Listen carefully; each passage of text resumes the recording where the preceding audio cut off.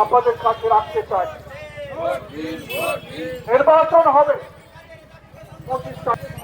সিপিআইএমের প্রার্থী রক্ষা করবে কিনা আশীর্বাদ করে নাই এগুলি একটু বিবেচনা করতে অনুরোধ করছি।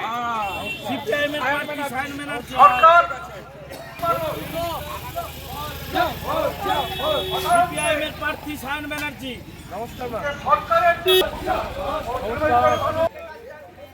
বছরের দুপুর দিয়ে দেখতে পাচ্ছেন আমার দেশের কৃষক